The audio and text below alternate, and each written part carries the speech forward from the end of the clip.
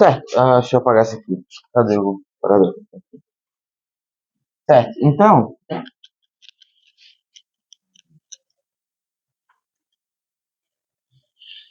de maneira bem simples, qual que é a principal ideia por trás das funções? Nesse caso em Python, mas em programação em geral.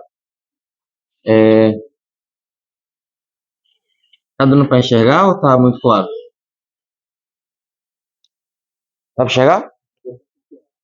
Oi? Tá, deixa eu ver se o outro pincel ficou melhor. Esse vermelho acho que ficou melhor.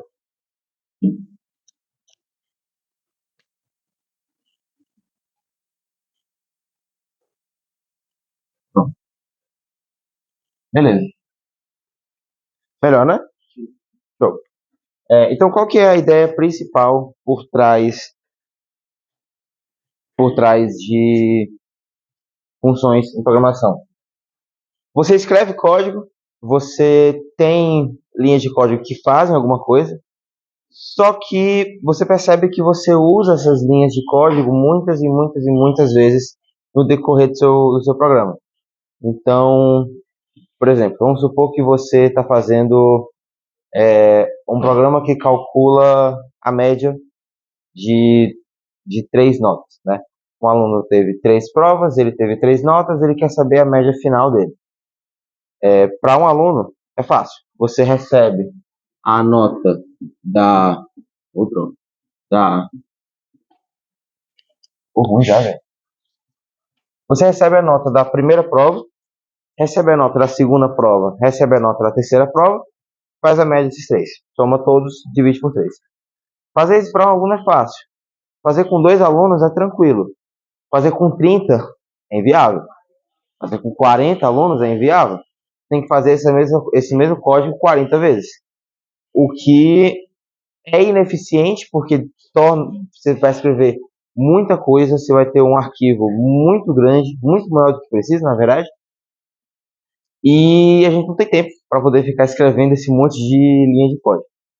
Então, enquanto você está escrevendo esse programa de média, você percebe que sempre você vai receber o input do usuário com as 3 notas, você vai fazer a soma das 3 notas e você vai dividir as 3 notas por 3, né? Isso aqui basicamente é efetivamente realizar a média, né? Então daria para simplificar essa ideia em 2 partes. Você recebe o input do usuário com as notas e calcula a média do usuário. Legal. Então, principalmente aqui na parte da média, o que dá para fazer, o que a gente faria escrevendo só código mesmo? Ver se o azul funciona. Funciona. O que a gente faria escrevendo só código mesmo? A gente teria a nota A, que recebe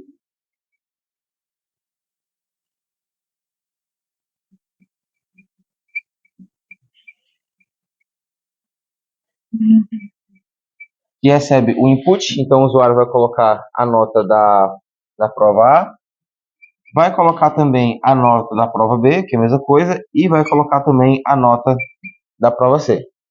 Depois disso tudo, ele vai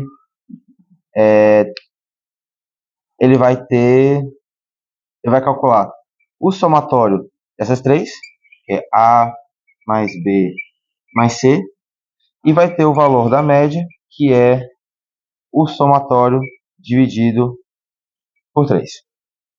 Enfim, como eu disse, fazer isso para um aluno é fácil, é tranquilo. Fazer isso para 30 é complicado se você não usa... Oi? Eu ia fazer isso para 30. Porque você tem que escrever isso aqui muitas e muitas e muitas e muitas vezes. Não só é complicado, como também, vamos supor que você esqueceu que essa escola, ela não tem 3 provas, ela tem 4. Então, você tem que adicionar uma nova escola e você precisa dividir a soma por 4, porque aí a média aritmética é por 4. Se você fez cada média na mão, escrevendo mesmo, você vai ter que alterar essa coisa para toda a linha de código que você escreveu, o que torna a manutenção do código difícil, né? Se você vai ter que ir caçando linha por linha para saber, para fazer essas modificações, manutenabilidade, a manutenção do código fica mais complicada, fica mais difícil. Ok, então isso aqui tudo eu estou falando para introduzir de verdade o conceito de função. Então, como é que a gente faria uma função que recebe o input de 3 alunos e calcula a média?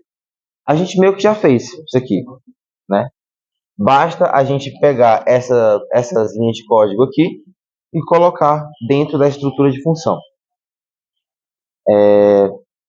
Agora falando de uma forma mais sintática, né?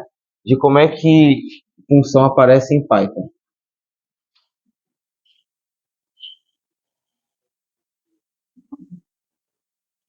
Em Python, sempre quando a gente escreve uma função, a gente começa com a palavra reservada def, de definição, né?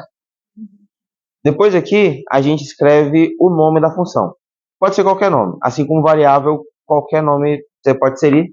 De preferência, coloque um nome que faz sentido com a função dessa função, com o que você vai realizar com essa função. Eu, nesse caso, vou colocar...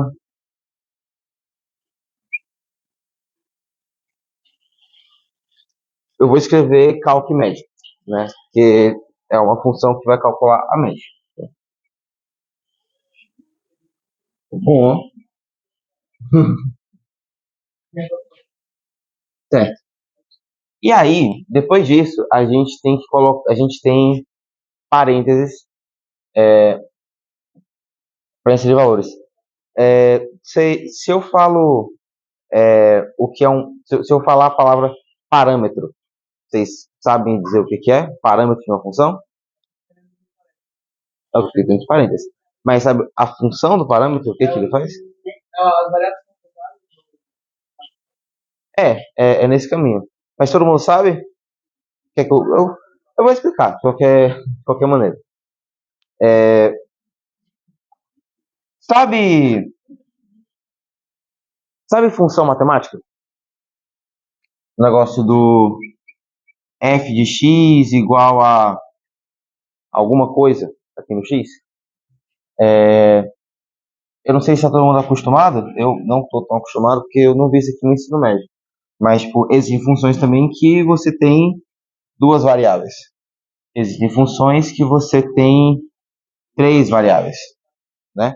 Com base nos valores que você coloca aqui dentro, o resultado desse f de x varia. Mas indo para o caso mais básico, e que eu tenho mais conhecimento também, é o f com só uma variável, f de x. Se eu quiser, por exemplo, que tendo um valor de x, eu tenha, depois de aplicar nessa função, o valor do seu quadrado, então eu posso dizer, bom, eu tenho x e eu quero que o f de x seja igual a x ao quadrado. Ou seja, qualquer vez que eu pegar um x e atribuir o valor de x aqui, o f de x vai ser x ao quadrado. É como se eu tivesse uma máquina, digamos assim, que pega um valor, pega um número, e quando você coloca esse número nessa máquina, ele cospe outro número de volta, e esse outro número vai ser cuspido para você com base nessa função aqui. Então, eu acho que já pegaram a ideia, né? Se o x for, por exemplo, 5, então o f de x é 25 e, enfim, tem uma abelhinha voando aí, né? Um bichinho voando. Eu percebi também. Oi? Caramba. Tá, vocês entenderam essa correlação da, da função matemática? Por que que eu trouxe isso aqui para... Por que eu trouxe isso aqui? Eu trouxe isso aqui porque quando a gente trata dos parâmetros de uma função, a ideia é literalmente a mesma. Você vai inserir valores que vão ser usados e vão ser manuseados pela função, e com base nesses valores que você vai inserir, modificações vão ser feitas neles para que no fim você tenha um retorno desejado. Então, nesse caso aqui, agora falando de uma forma mais de programação mesmo, quando a gente quer calcular a média de a média de 3 provas, é prudente a gente saber a nota das provas, né? Então, aliás, esse caso nem precisa. Tá, eu vou fazer duas coisas na verdade. Não é necessário colocar os parâmetros da função. Nesse caso aqui, tem uma forma de fazer sem, que inclusive é mais indicado, mas no nosso caso, a gente pode simplesmente não colocar nenhum parâmetro que já funciona. Vou explicar como é que faz isso aí. Mas enfim, se eu quero calcular a média, quais seriam os parâmetros que eu deveria colocar? Primeiro, alguma pergunta sobre isso? Tá de boa mesmo? Tá, beleza. Então, quais seriam os parâmetros que eu deveria colocar numa função que calcula a média de 3 provas? As notas. As notas.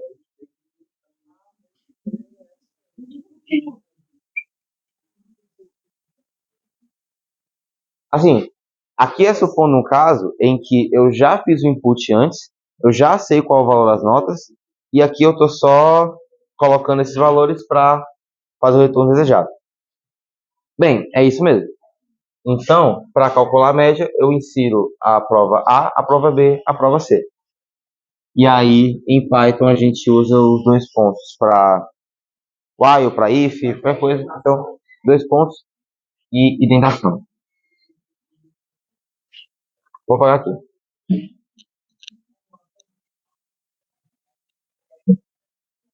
Tá certo.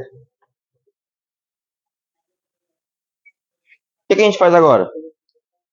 O que a gente faz agora, basicamente, é o que a gente fez aqui embaixo, na verdade. Não tem que fazer essa parte de cima, porque a gente já colocou como parâmetro os valores que a gente quer.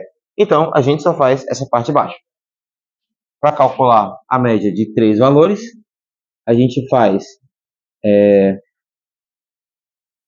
o somatório receber A mais B mais C,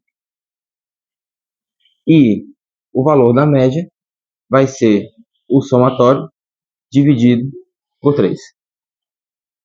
Pronto, eu tenho esse valor aqui da média, e para eu efetivamente obter esse valor, eu uso a palavra return, que vem de retorno. Return. Oi?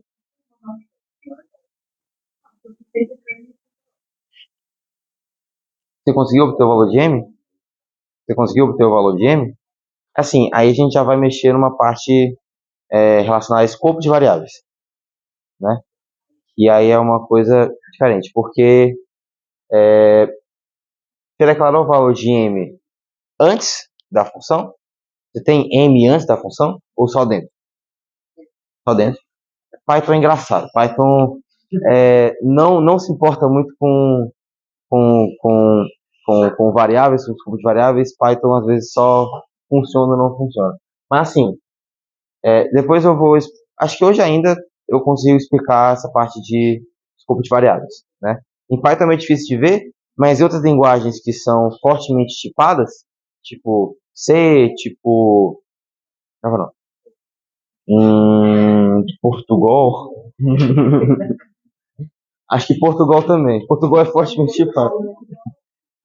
Tá. Em outras linguagens, essa noção de escopo de variáveis é mais utilizada. Mas aqui no caso, a gente vai fazer o retorno de... Oh, droga. Vai fazer o retorno de M.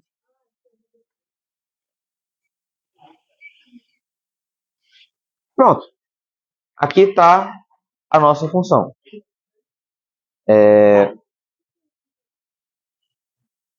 Tendo a função, como é que a gente chama ela em Python? Como é que a gente faz isso?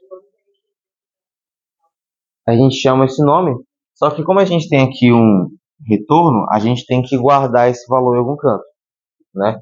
A gente pode guardar uma variável.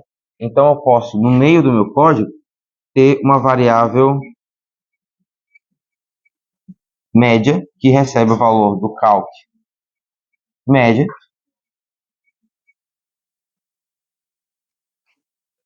Aqui colocando números mesmo, né? Pode ser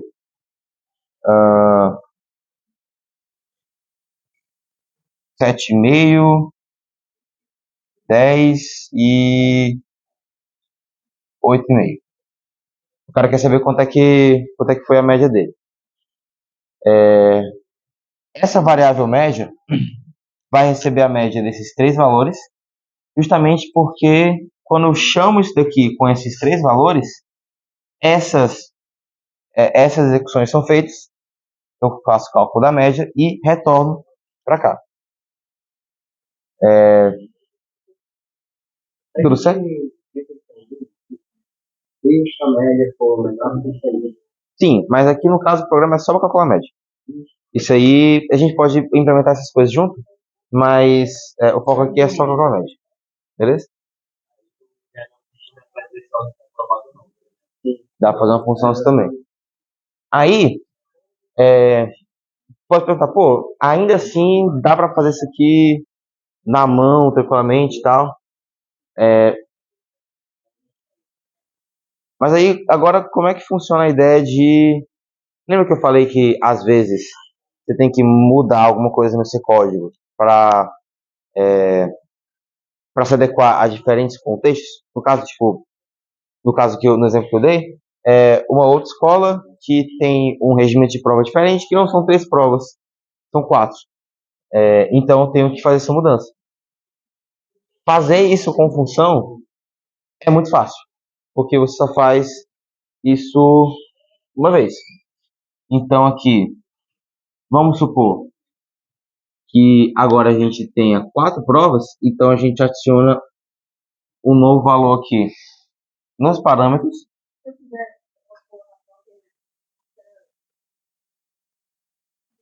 O quê? Como assim? Não entendi. Ajuste o parâmetro? Eu não sei. Tu quer permitir que a média seja calculada com quantos valores quiser? Olha, eu pensando aqui rápido, dá para usar a lista para isso. Você recebe uma lista e aí essa lista tem as notas da prova. E aí aqui dentro você faz o somatório da lista e divide pelo tamanho da lista. Aí você tem a média, né? Eu não sei dessa forma, se quiser você pode mostrar depois, esse negócio do asterisco. Mas assim, pensando na forma de fazer a cálculo de média para qualquer valor, seria assim. Bem, mas voltando para o caso que a gente está vendo aqui, eu adicionei aqui uma nova prova, então no somatório eu vou somar. Nossa. Eu vou somar essa prova. E como agora são 4 provas, eu não divido mais por 3, eu divido por 4. E quando eu chamo aqui, eu chamo com mais uma prova. Eu vou colocar aqui 2. Aqui deu 2. Enfim, a média vai ser calculada da mesma forma. independente de quando for chamar e de quais valores eu colocar. Pronto. Fazendo essa mudança aqui para os 30, 40 alunos, eu já fiz todas as mudanças para todos eles. Então, tá tudo tranquilo. Tá claro? Oi? Oi? A média? Vai aparecer a média. Eu já atribuí o valor. Essa coisa aqui. Uhum. Se você fizer o print da média, vai aparecer na tela a média desses valores aqui. Entendeu? Tudo certo, pessoal? Deu para entender? Deu para compreender? Beleza. Lembra que eu falei que tinha uma forma de fazer sem necessariamente ter os parâmetros? Eu vou fazer isso agora. Eu posso apagar? Eu vou apagar. Eu vou apagar, viu? Apagar essa parte.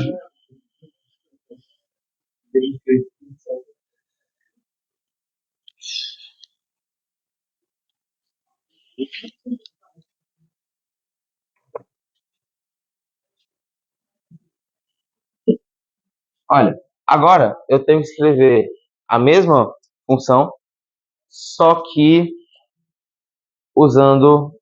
só que sem nenhum parâmetro. Como é que a gente faz isso? Bem, se a gente não tem nenhum parâmetro, a gente tem que receber os dados do usuário.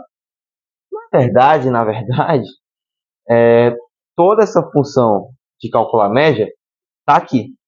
Eu recebo os 3 valores do usuário, faço o seu somatório e calculo a média. Então, assim, basicamente, é a mesma coisa. A recebe A é um inteiro e recebe o input, o usuário vai colocar um valor. B faz a mesma coisa. C faz a mesma coisa. E aí o somatório é A mais B mais C. A média é o somatório dividido por 3 e eu retorno M. Da mesma forma, se eu chamar essa função, o que vai acontecer? Eu vou fazer aqui média recebe calc média. Eu não tenho aqui valores de parâmetros. Então, na hora que eu chamar essa função, ele vai executar essa linha de código. Então, ele vai ter esse input, o usuário vai colocar o input. Vai colocar o input de novo, vai colocar o input de novo, e aí eu vou ter as notas das 3 provas. Faço o somatório dessas notas, divido por 3 e retorno o valor guardado em M, que é a média dessas 3 provas. Então, o funcionamento vai ser o mesmo, né? Não vai mudar nada, na verdade, mas a primeira forma de fazer é mais recomendada. Por quê? Porque nesse caso aqui você não tem a opção de, já sabendo os valores anteriormente, calcular a média. Você fica obrigado a inserir os valores na hora que você chama a função. O que meio que limita um pouco a atuação dessa função de calcular a média. Enfim, tá tudo certo? Deu para entender um pouco mais sobre função? Alguém tem alguma dúvida?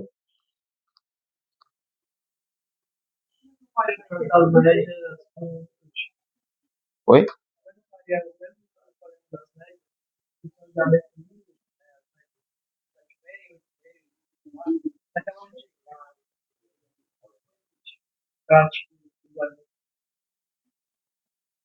Ah, tá, entendi. No outro caso, você fora da função, você iria pedir para o usuário fazer o input dos valores. Você pode, inclusive, se você quiser, daria inclusive para fazer o seguinte: com base na função que você tem antes, você cria uma outra função que é isso mesmo. Você cria uma outra função que recebe o input das três notas, e aí depois disso ela vai fazer o retorno da função que calcula a média que estava no quadro antes. Entendeu? Tá, deixa eu escrever aqui. Olha aqui embaixo. É a função calc média. Beleza.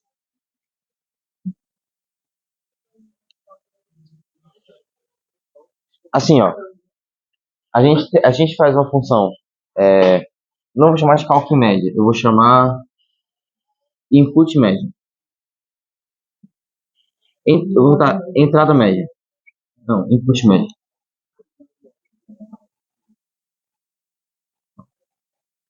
A função input média que vai receber os três valores da média e vai retornar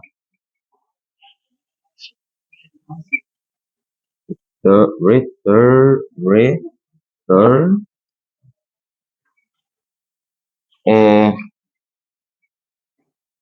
calc média do A, do B, do C. E aí, esse calc média, ele vai ser uma outra função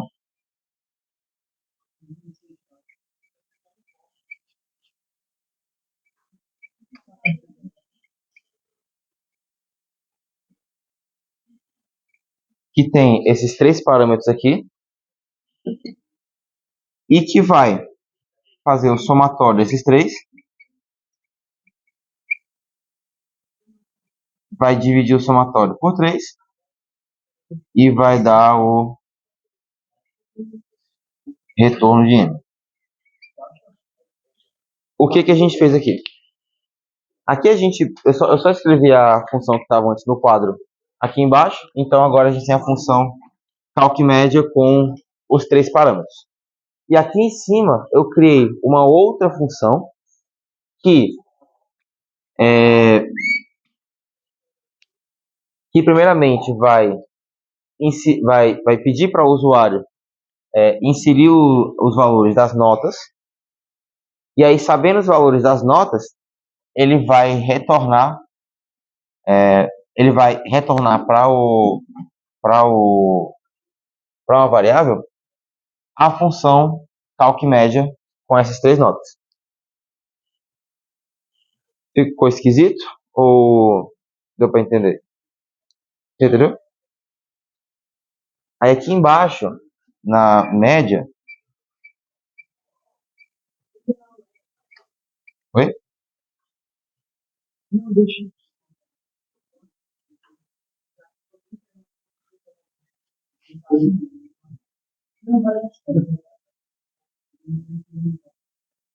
Pronto.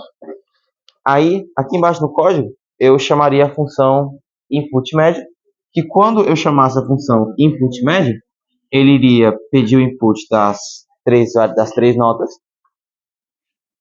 chamaria essa função de calcular média com base nessas três notas, executaria essas coisas, o que retorna o valor da média, e esse valor da média vai ser retornado por essa função, que vai ser guardado pela média. Tá com a ideia? Todo mundo entendeu? Ou ficou esquisito? Do primeiro? Não tem parâmetro. Pode não ter.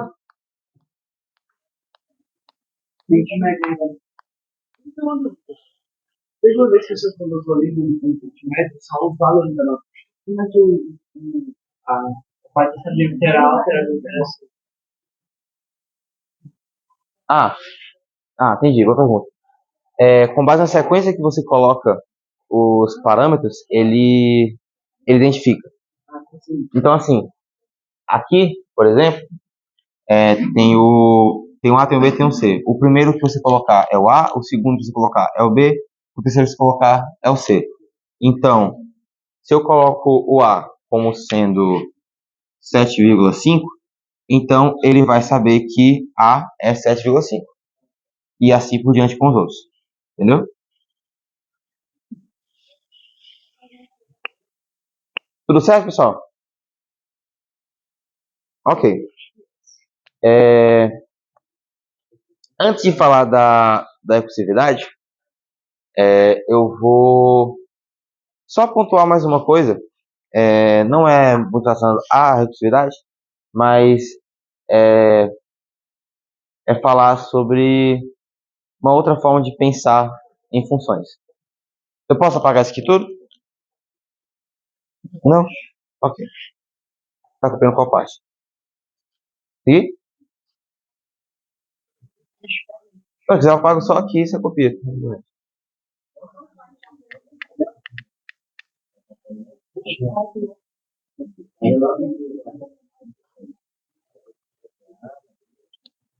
Pode pagar? Eu vou pagar, viu, pessoal?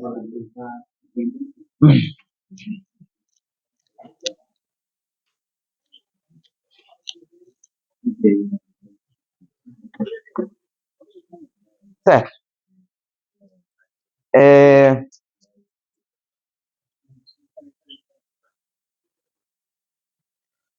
Quando você está declarando uma função, não necessariamente essa função precisa ter um retorno, certo?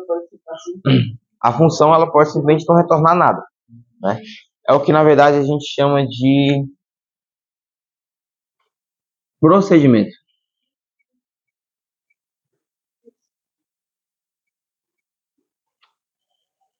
Por que procedimento? Procedimento porque simplesmente vai executar a linha de código, vai realizar um procedimento, né? Então, eu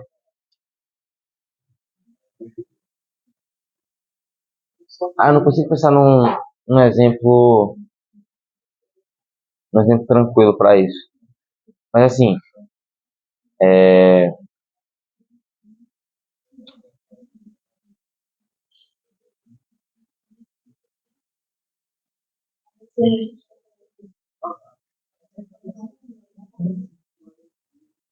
eu não consigo pensar direito num exemplo fácil para poder falar para vocês.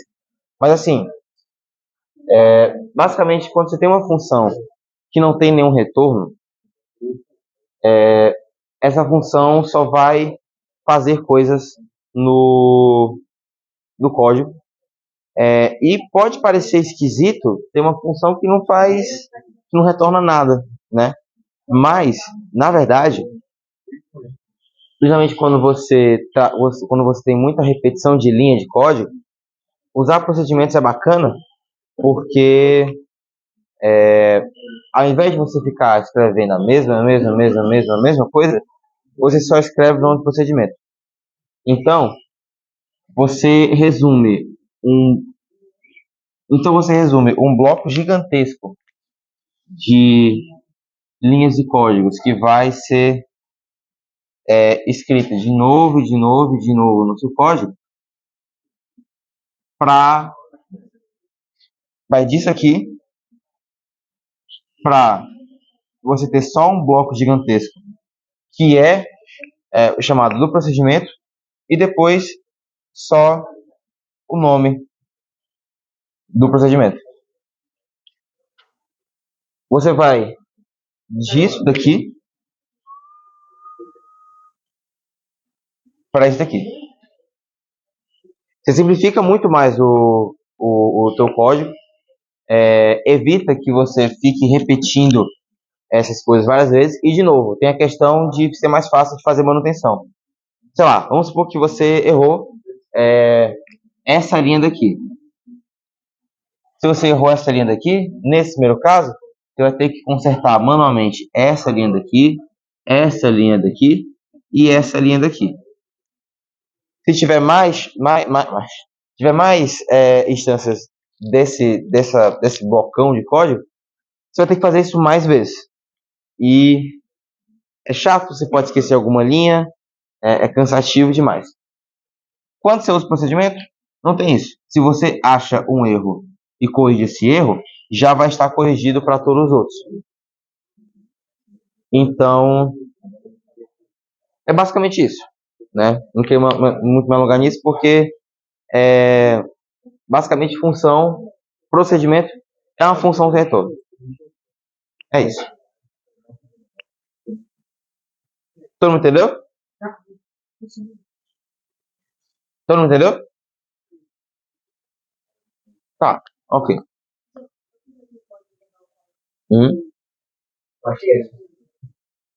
Ok. Depois, quando tiver o exercício, você mostra. Beleza. Tá. Agora,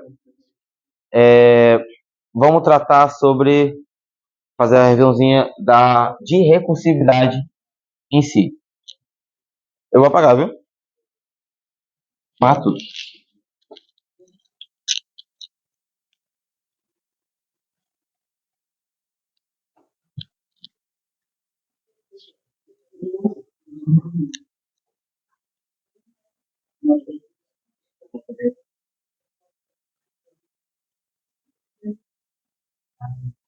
Ó, quando fui introduzir ao assunto de recursividade, na verdade, na universidade, de primeiro eu não entendi nada. Eu não consegui compreender como é que funciona essa ideia. Eu não sei. Vocês lembram como é que o Vinícius e o Rodrigo explicaram na última aula? Sabe como se fosse, assim, a primeira parte da aldeia, o negócio era como se fosse Aham. e tinha dentro do verso era as condições do lado. E o retorno era a rejeição.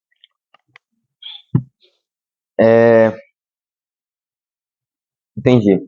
Assim, uma coisa que a gente aprende muito é que a gente não pode pensar muito entrando dentro da recursão, porque se a gente faz isso, a gente acaba não entendendo. Porque é um conceito que se você vai entrando muito, você acaba se perdendo. Muito facilmente você acaba se perdendo. Então,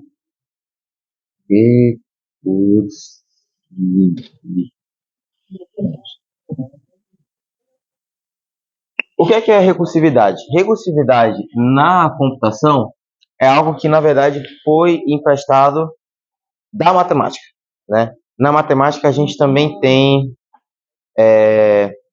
recursão. Eu acho que eles explicaram para vocês, na aula passada, sobre a sequência Fibonacci. Né? E vocês sabem o que é a sequência Fibonacci. Que o termo ele é igual à soma dos dois anteriores. Né? Isso pode ser representado de forma recursiva porque a existência do termo da frente depende da existência dos dois termos de trás. Né? Então, os dois termos de trás eles são usados para saber o termo da frente. E esse termo, que é o novo termo omitido, ele vai ser usado para obter os outros termos da frente e assim por diante. Certo.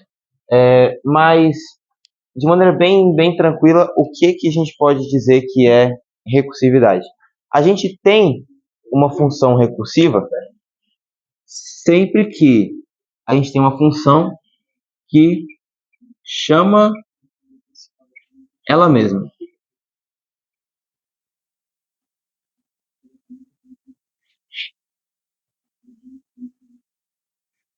Se você quer resolver um problema usando recursividade e percebe que na sua função você em nenhum momento chama ela mesma, então você não tem recursividade, né? Basicamente, a ideia de uma função recursiva é que quando você chama, quando você primeiramente chama ela, você executa algumas coisas e quando você faz o retorno dela mesma, você considera que nesse retorno o problema que você está resolvendo para esse retorno já está resolvido. Tem uma... a gente não fez aqui algoritmo de ordenação, mas assim, no curso, a gente, na cadeira de, nossa, esqueci, estrutura de dados, a gente aprende alguns algoritmos de ordenação, e um deles é o Merge Sort. O Merge Sort, ele é um algoritmo que usa muito da parte do assunto de recursividade. Eu não vou me aprofundar muito, mas basicamente o que ele faz é: você tem uma lista de números, você divide a lista ao meio, ordena o lado esquerdo, ordena o lado direito e junta as duas. E como é que isso é recursivo? Bom, quando você chama a primeira função do Merge Sort, você chama de novo a função para o lado esquerdo e depois chama de novo a função para o lado direito, e em seguida você mescla as duas. Porque a ideia é que quando você chama de novo, é mais complexo que isso, mas a ideia é que quando você chama de novo a função para o lado esquerdo e para o lado direito, o problema da ordenação já vai estar resolvido para os dois lados. Se olhar, pode parecer inocente olhar para a recursão quase que só por cima, quase que só na primeira vez que você entra. Só que quando você entra muito adentro na recursão, fica muito complicado, você se perde com muita facilidade. Então, assim, é um assunto realmente mais pegado de entender, mas que ao mesmo tempo é muito importante, e principalmente com prática vocês vão saber melhor como executar. Vocês têm alguma dúvida? Não tem. Hã? Eu também não gostei da forma que eu expliquei, não. Não vou mentir, eu achei Você entendeu? Não entendi. De novo, é verdade. Tá bom.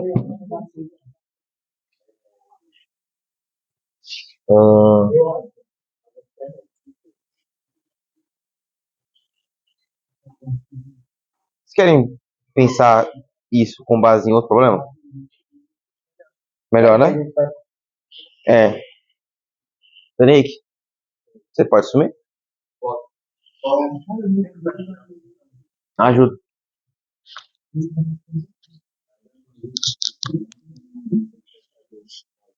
Vai lá. Aí você explica o tutorial. Comecei a continuar na parte de atividade, tá? Eu tava ajudando o pessoal, você falou de atividade agora. Eu falei que foi atividade. Atividade é uma forma de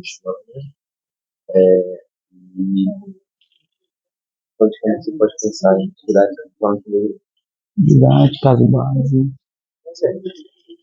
Tranquilo, qualquer coisa tu me corrige se precisar. Bom, então, pessoal, eu vou continuar aqui a nossa aula. Falando um pouco mais de recursividade, quando a gente vai pensar em função, né? A gente tem que entender que vai ter que dar um limite para essa função. Porque quando a gente vai colocar recursividade, ela chama ela mesma. Se você não colocar um limite, ela vai funcionar como se fosse um loop, sem parar. E aí nosso programa não vai ter fim. Então, basicamente, quando a gente vai falar de colocar uma recursividade, fazer uma função com recursividade, a gente vai pensar em ter um caso base para parar essa função, e depois a gente coloca a recursividade. O ideal de recursividade é no mesmo momento, geralmente, mesmas ideias que nós iríamos utilizar um laço de repetição. Já viram um laço de repetição, né? Pronto, basicamente, quando a gente tem uma ideia de usar um laço de repetição, às vezes para a gente economizar isso, se for uma ideia que aplique recursividade, a gente coloca na função. Então, é um cálculo repetitivo, que cai no laço de repetição, dá para colocar dentro da função. O caso base vai ser o caso mínimo que aquilo vai alcançar. E ali vai ser também a parte do nosso retorno. Então, fica com isso também da parte do caso base, certo? Pensar em mais alguma coisa? Se não me engano, mas é isso. Agora deixa eu pensar aqui em um exemplo para vocês de recursividade.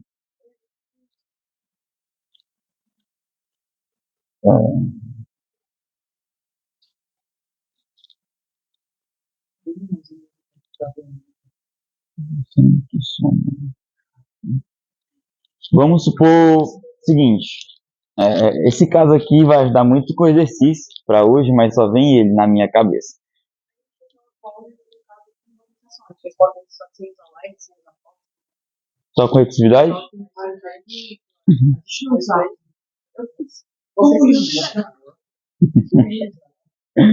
Bom, então já é um bom exemplo. Como foi que ficou essa função? Você lembra aí, vai me explicar? Quer dizer, caso base foi de exponenciação, né? Então, provavelmente o caso base vai ser quando a gente tem o número elevado a 1 e a 0, né? E caso não, a gente chama a função para multiplicar o número por ele mesmo. Tá. Acho que não funciona para botar recursividade, né? Não precisa.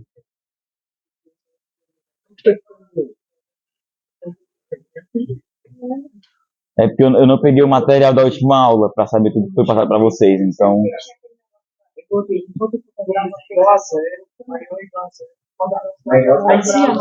Mas eu acho que no geral é isso mesmo. A gente vai pegar o caso base, você vai montar um if com o caso base, e isso vai parar a nossa recursividade. Quando não entrar no caso base, a gente vai chamar a função dentro dela novamente. Qualquer coisa, se eu esqueci de alguma coisa, eu vou falando depois, quando a gente fizer nosso exercício. Mas então, já posso passar o exercício pessoal, falar do fatorial e tal. Vocês se lembram do problema do fatorial? Vocês já viram isso no ensino médio? Vocês já tiveram aula? Fatorial, quando a gente tem um númerozinho, ponto de exclamação. Eu acho que a gente não vi, né? Eu vi, tipo assim, fatorial 1 vezes 2, 3 fator 5. Isso mesmo. Vamos dar uma pequena revisão, porque esse é um problema muito interessante para a gente usar recursividade para resolver. Fatorial, Fibonacci também. São dois exemplos bem interessantes para se usar. Em geral, não gosto de Fibonacci. Vamos ficar com fatorial. Então, vamos lá lembrar basicamente, né, o que é o fatorial. Ixi, tá ruim.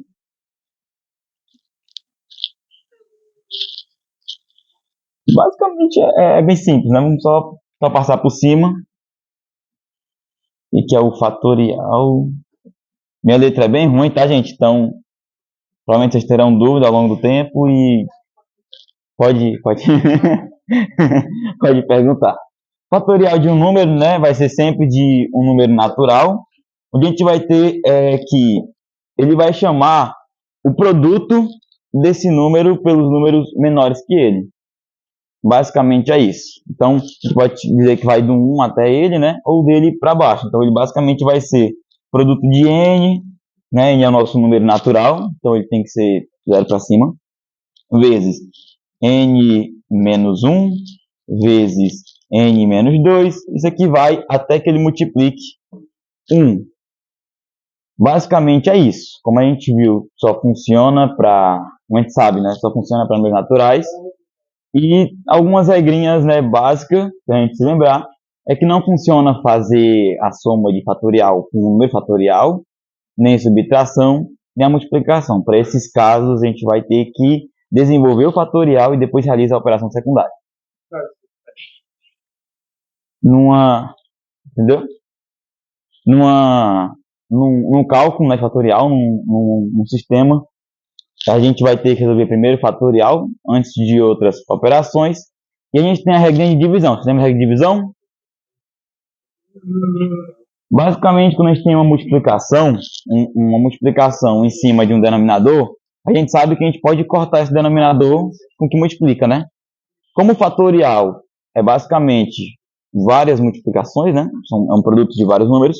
Quando a gente tem um sobre o outro, a gente pode dividir. Um exemplo aqui que a gente pode ver é 8 fatorial dividido por 5 fatorial. A gente não pode dizer que isso aqui vai dar um quebrado com 8 sobre 5, mas a gente pode calcular botando 8, tá bem claro, né, que isso aqui, gente.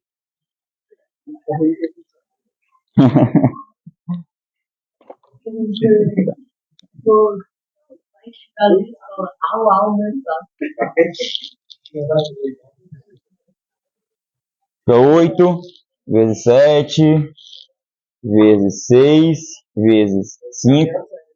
Chama o fatorial, né? Porque a partir do 5 continua multiplicando até o 1. Dividido por 5, fatorial. Então a gente tem aqui somente produtos e tem um mesmo termo nas duas partes. Então a gente corta. O resultado disso aqui vai ser somente 8 vezes 7 vezes 5. Tá? E isso aqui vai dar...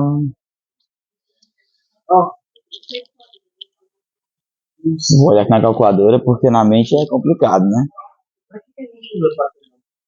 Cara, a gente usa fatorial muito na estatística. Quando a gente vai ver combinação, permutação. Acho que no ensino médio vocês vão ver um pouco sobre isso. Por exemplo, a gente vai querer ver quantos anagramas a gente consegue escrever com uma palavra. Entendeu? Então, tu tem um conjunto de letras, aí tu quer saber quantas palavras diferentes tu poderia escrever. Vai usar um fatorial. Faz. Entendeu? Isso aqui vai dar 336 e, bom, o pincel morreu antes de acabar a batalha.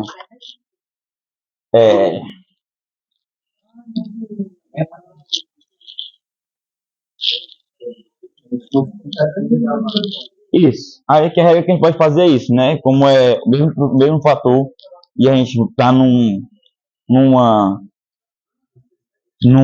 fração de produtos, né? A gente tem multiplicação, a gente pode cortar pela regra mesmo de divisão, né? Do quociente. Bom, basicamente é isso. E a gente vai ter duas regrinhas fatorial, né? A gente sabe que calcula até 1. Só que nos naturais também tem 0.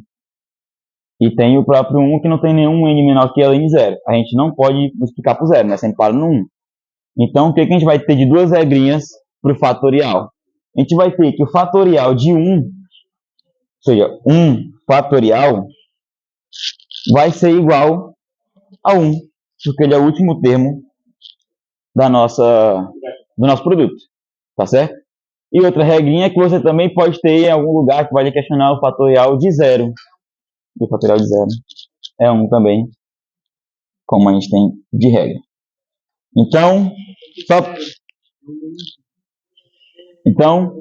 Só para ver se vocês pegaram bem a revisão, a ideia e tal. Como é que vocês teriam aí, por exemplo, uma ideia de montar um algoritmo para calcular fatorial de qualquer número? Com recursão? Com recursão. Não sei. Com recursão. Recursão para mim é muito.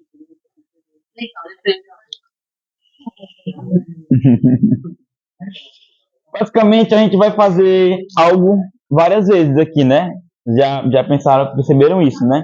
Vocês viram que, por exemplo, no n fatorial, a gente dentro dele vai chamar um número vezes ele menos 1. Não é isso? É isso. E desse aqui a gente vai ter um resultado. E a gente vai fazer de novo, né? Tem o resultado desse n menos 1. E vai fazer de novo ele menos 1. N menos 1 vezes n menos 2 né? De novo ele menos 1. Isso se repete até chegar em 1. Então, basicamente, isso aqui é o que a gente vai ter de fazer de novo dentro da nossa função. É o que a gente vai repetir na função. E para parar a nossa função, tem os dois casos base. Então, a gente pode trabalhar os casos bases. Se não entrar no caso base, chamar a função de novo para o n e para o n menos 1.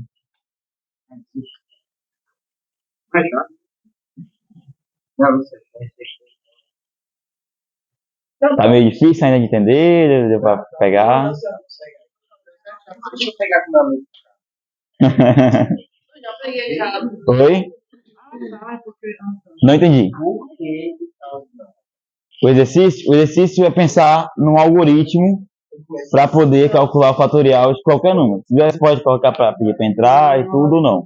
E isso tem que ser resolvido com recursividade, comecei certo. não é com laço. Ele fecha quando ele está no caso básico. Fatorial. Lembra que ele sempre vai chegar em 1, né? Então, o caso base de 1 vai fechar o nosso último produto. Então, fatorial de 10, fatorial de 15, fatorial de 3, sempre vai acabar no vezes 1. Eu comecei certo.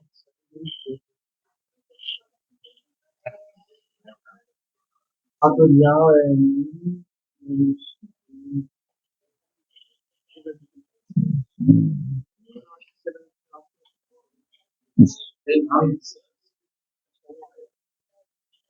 Não dá pra colocar um igual de dá mesmo, tem que. Só com recursividade, sem laço de interação.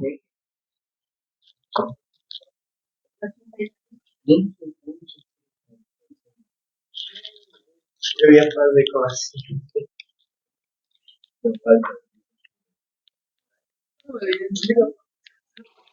Tá, qual é o fatorial de 4? Ó, 1 vezes 2, 2 vezes 3, 6 vezes 4, 6 vezes 3.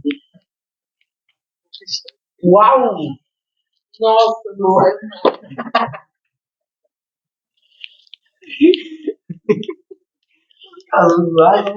Bota zero. Eu acho que, ó, eu acho que tem que multiplicar por tudo. O fatorial é um número muito grande. É todo mundo grande. Eu acho que é. Não vai.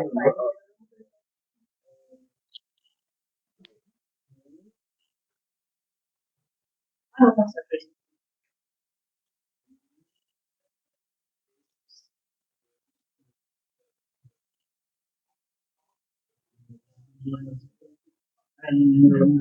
Uau!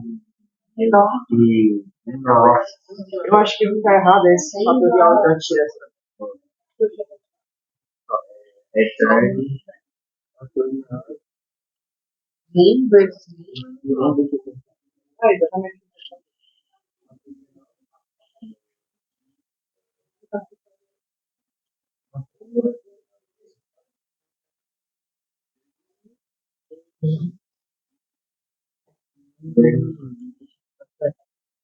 Tá.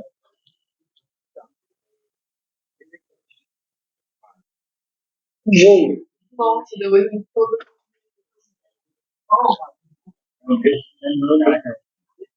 Calma aí, vou. Eu pedi pra fazer mais. Fatorial 1. Ah, mas ó. Se ele digitar 1, ele vai. A dor de cabeça de casa. Vai. Acho que tem que printar. É porque tem que printar. É porque tem que printar, mano. Tem que printar, ó. Ei, deu bom, velho, calma. Olha, 1. Agora deixa eu printar aqui, ó. 4. 4. Vixe. Por que? Não, não vai. O primeiro que fez. O primeiro que foi.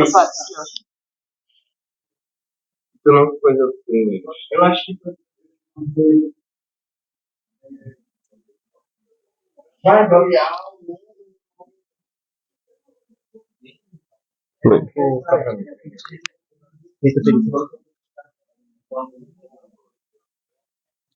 Explotação. Ver se tem a extensão. Não, ele está no IntelliJ, no PyCharm. Tudo isso tem Python instalado no computador. É pra ter instalado já, só que aí tem que baixar o Arduino. Tem que baixar a linguagem, acho que deveria ser. Mas tem que ser melhor.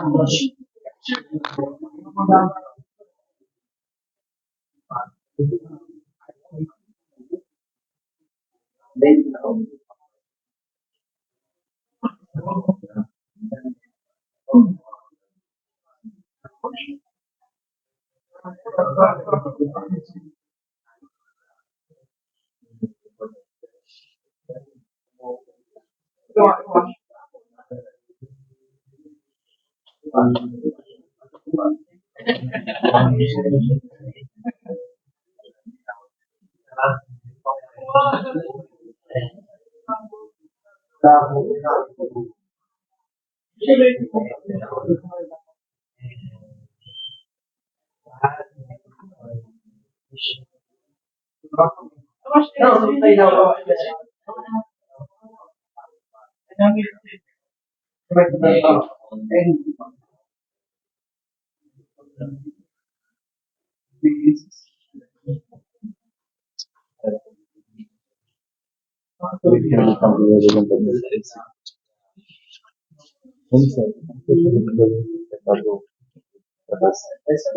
Não deu pra ver.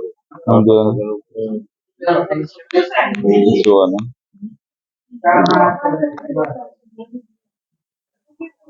Eu não consegui ver também. Uma vez que isso aqui estava no meio terminal, eu consegui qualquer vez que ele vai. Olha,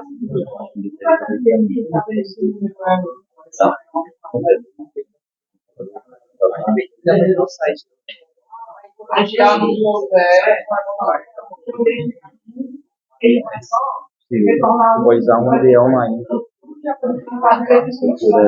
por aí. IDE online vai.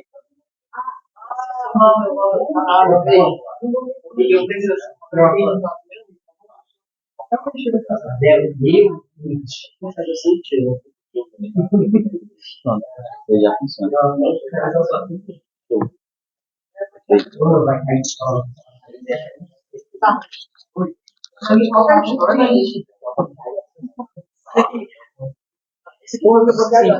Como é que vocês estão?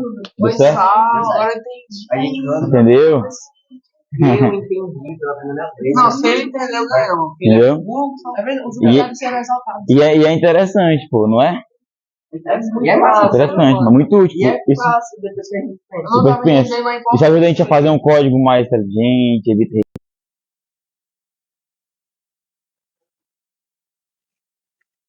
Pessoal,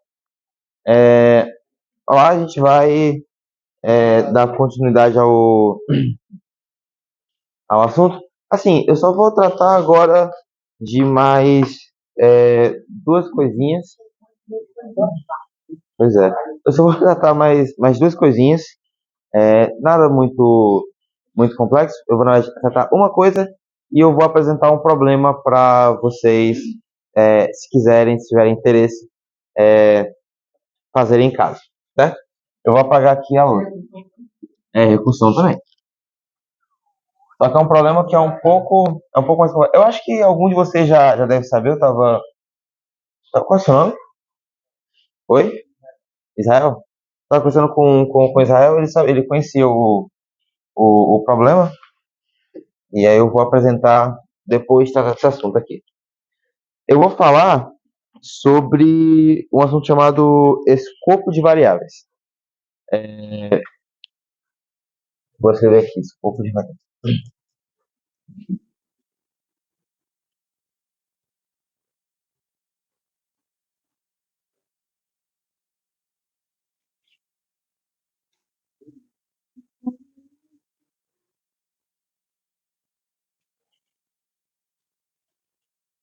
Tá muito pequeno, né?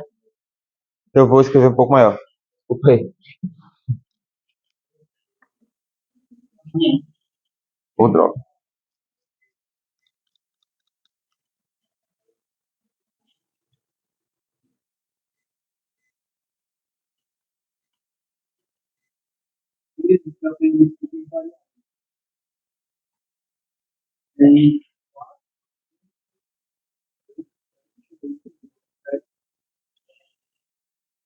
Tá melhor?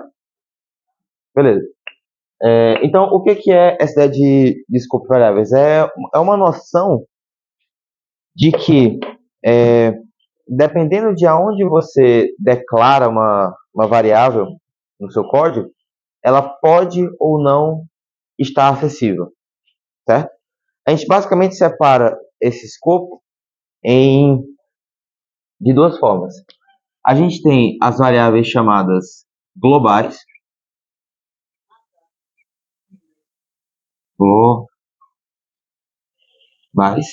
e tem as chamadas variáveis locais. As variáveis globais são aquelas que estão acessíveis em todo o código. Então, qualquer função pode acessar ela, qualquer ponto do código você pode obter ela. As variáveis locais, são aquelas que só estão acessíveis dentro de um espaço específico. Nesse caso aqui, dentro de funções. E isso pode acabar gerando algumas situações que à primeira vista podem parecer esquisitas. Então vamos pensar aqui num código bem simples, que começa inicializando uma variável x igual a 20. E aí eu vou ter a definição de uma função que eu vou chamar de função, basicamente. Funcão. Para simplificar. Nessa função aqui, eu tenho x igual a 10 e print de x. No sem retorno, no caso, né? Aqui eu vou chamar minha função, minha funcão, e vou dar print em x. Certo. Então, só para explicar de novo o que esse código faz, primeiro ele começa atribuindo a x o valor de 20. Depois, eu escrevo aqui uma função que dentro dela eu atribuo a x o valor de 10 e dou print nesse x. Aí eu chamo a função e dou print no valor de x. O que vocês acham que vai aparecer na tela quando eu der esse print aqui?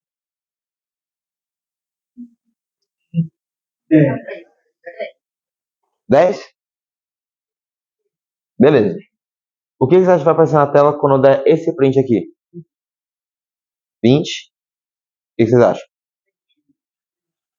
Vocês não acham que vai dar 10, não?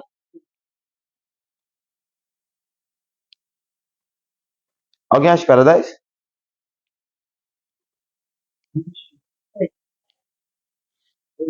Ele não pode fazer. Oi? Mas assim, tem o X aqui que recebe 10 e tem esse X aqui que recebe 20.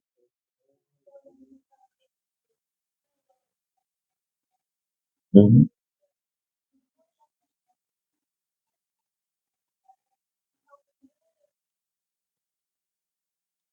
Vocês estão certos. Aqui nesse print ele vai aparecer 20. Mas por quê? Porque quando a gente cria essa variável 10 aqui dentro, ela é uma variável cujo escopo está limitado à função. Então, na hora que eu faço a execução da função e passo a próxima linha, essa variável local some. A gente não tem mais acesso a ela, porque ela também não tem mais utilidade. Só que, e aí, quando a gente dá print de x, ele vai pegar esse valor de x, que é 20, e vai mostrar 20 na tela. Só que existe um porém, eu vou fazer só uma mudança aqui nesse código aqui. eu vou fazer uma mudança bem pontual.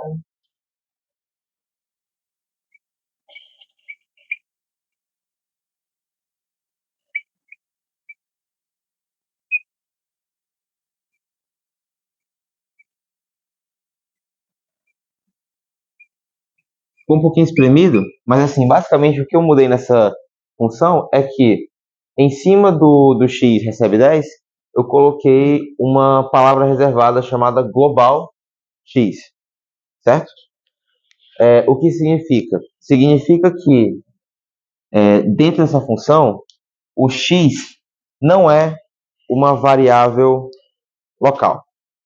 O x ele é uma variável global. Então ele vai pegar a atribuição do x aqui fora e vai colocar aqui dentro.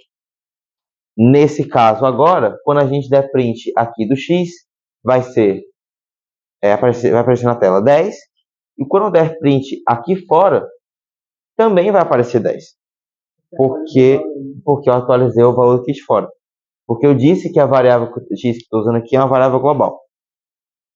Entenderam, pessoal? Então, assim, essas noções de escopo de variáveis funcionam para vocês saberem até que ponto você pode usar uma variável no código. Muita gente fala que é uma boa prática você não usar muitas variáveis globais, o que na verdade é algo, o que é realmente uma boa prática você não ter muitas variáveis globais, mas isso principalmente em códigos mais complexos, em códigos que usam muitas funções, em códigos que os usuários têm que mudar muito, né? Então, códigos que têm uma complexidade gigante, realmente não é uma boa prática usar variáveis globais. Para códigos simples, pequenos, não tem problema, né? Para nosso teor de aprendizado, não tem problema usar variáveis globais. É só algo que, para aplicações mais complexas, não é tão recomendado. Ok, pessoal? Oi? Não entendeu? Exatamente o que você não entendeu? Oi? Esse daqui? Certo. Aqui no começo do código, a gente cria a variável x, que recebe o valor de 20, certo? E aí eu crio uma definição de uma função que, que primeiro vai dizer que a variável x que eu vou usar dentro dessa função não é uma variável local, é uma variável global. Ou seja, todo o código vai ter acesso a essa variável x. E no caso, essa variável x já está aqui atribuída como 20, beleza? Como aqui eu estou usando a variável global x e não a variável local x, quando eu digo que x recebe o valor de 10, não só quando eu der print aqui do x vai aparecer 10 na minha tela, como também eu vou atualizar o valor da variável x global do código todo, e quando eu der print de x fora da função, o valor que vai aparecer é 10. Entendeu? Porque eu fiz a atualização da variável global. Tá bom? Eu acho que, se não me engano, se você colocar o código exatamente assim para rodar em Python, ele funciona. Ele aparece 10, depois 10. Ok? Alguém tem alguma dúvida? Beleza. Eu posso apagar? Alguém quer tirar alguma foto? Beleza. Pode aguardar. Que horas são agora? 10h47. Tá.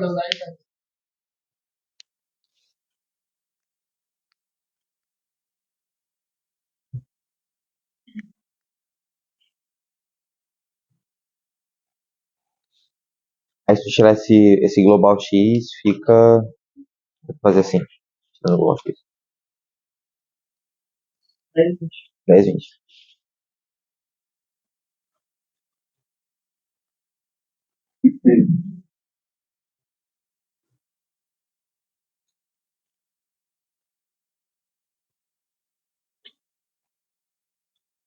Eu posso pagar? Posso? Beleza. Certo. Bom, agora eu vou explicar o problema que eu havia dito que ia explicar.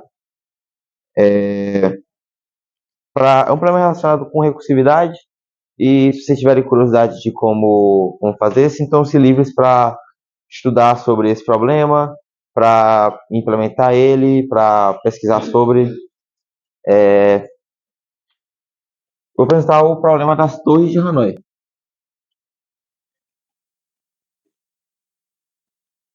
Torres de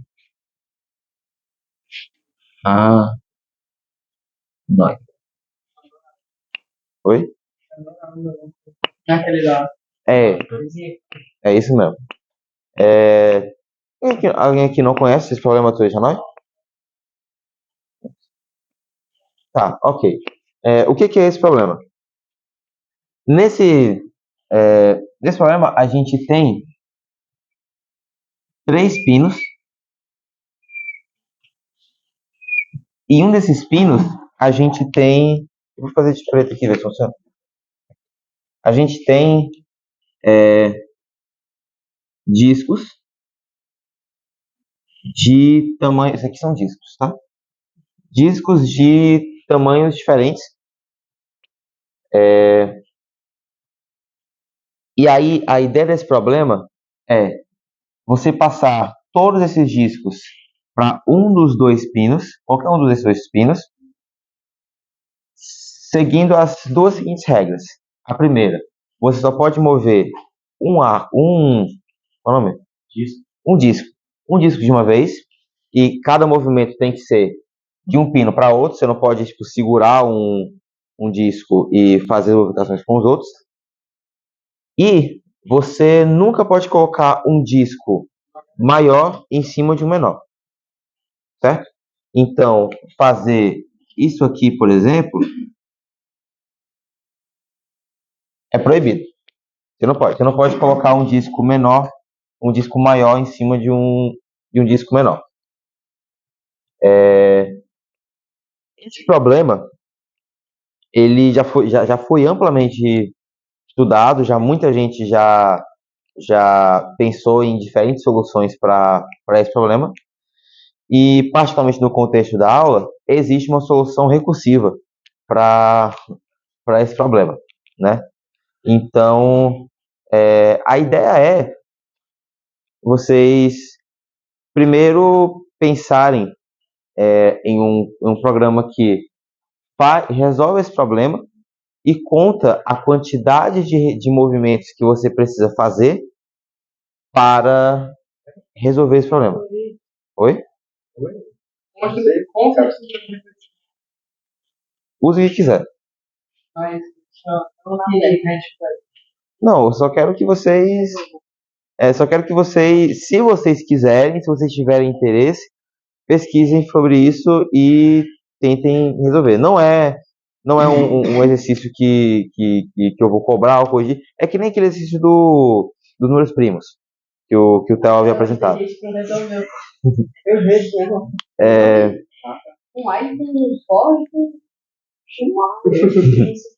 Vocês fiquem à vontade para poder pensar nesse problema. É só apresentando algo que, se vocês quiserem pesquisar, implementar, testar, fazer diferentes formas, podem fazer. É um quebra-cabeça legal para entender mais como é que funciona a recursividade. E, bem, tem muita coisa relacionada a esse problema. Eu vi, inclusive, que na página da Wikipedia, para esse problema, tem códigos resolvidos para poder fazer isso. Então, o intuito não é simplesmente fazer, é entender, pesquisar, se divertir com isso. Certo. Alguma dúvida sobre como é que funciona esse problema? Ah, sim. E aí o objetivo é vocês fazerem um programa que resolve esse problema e conta a quantidade de movimentos que você precisa fazer para resolver ele. E se vocês quiserem, vocês também podem pensar em uma forma de um passo a passo para qual disco mover para cada posição em cada passo do movimento. Pode ser disco, pode ser número, ou você pode chamar de letra também. Por exemplo, o disco maior seria. Ou palavras. Aí a intenção final é montar a torre de novo em outro pino, né? Em outro pino, isso mesmo. É fazer a configuração que eu apaguei aqui, né? Mas é fazer a configuração que eu havia feito aqui em outro pino. Então, tipo, o resultado final deve ser ou isso. Ixi. Tem pino 1, pino 2 Aham. e eu tenho 5. Eu tenho que ter um jeito de descobrir qual que é maior, porque Isso é lógico. tem que ter a lógica. É coisa de chave. Pode colocar o primeiro disco, terceiro turno. Eu jogava 7 discos. É que tem uma olha o que ele tá fazendo. Lista 1, lista 2, lista 3, lista 1, tem que ser. Pronto. Essa foi uma variável. Então assim, o Pedro Henrique perguntou, você tem que fazer a mesma disposição em qualquer um dos dois. É isso, o resultado final ele tem que ser ou a mesma disposição inicial do pino no meio, ou a mesma disposição inicial no outro pino. Pode chamar de pino 1, 2, 3, pode chamar de A, B, C, pode chamar do que você quiser. Pode usar um foco. E de novo, não é para é o exercício para casa. Se vocês quiserem pensar alguma coisa aqui, vocês podem. Já estou pensando, né? Já tá no gás. É beleza.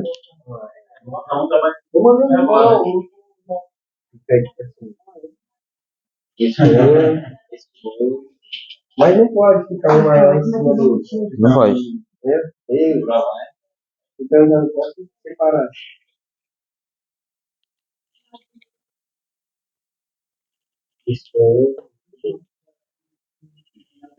Tenta primeiro.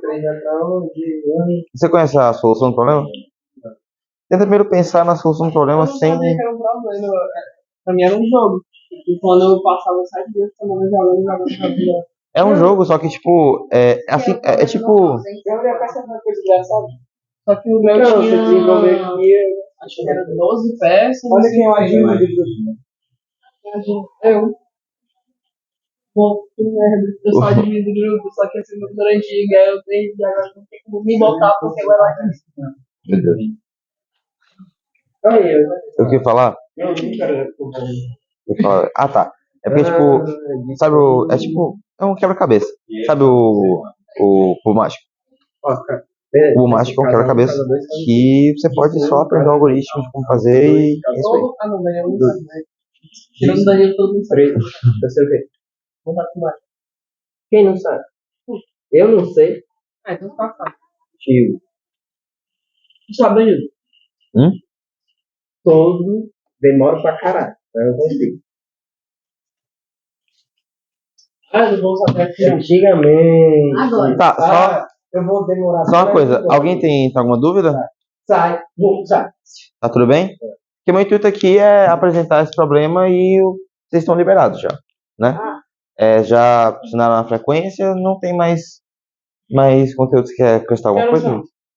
São quase 11 horas. Um bom cartãozinho pra fazer. Bora. Uma casa fazer em casa, né? Ok. Bora, vamos. Oxi. Não, acho que esse já é suficiente. Diego. Vamos tentar fazer agora. Pode Peraí, fazer. então. Ah, é com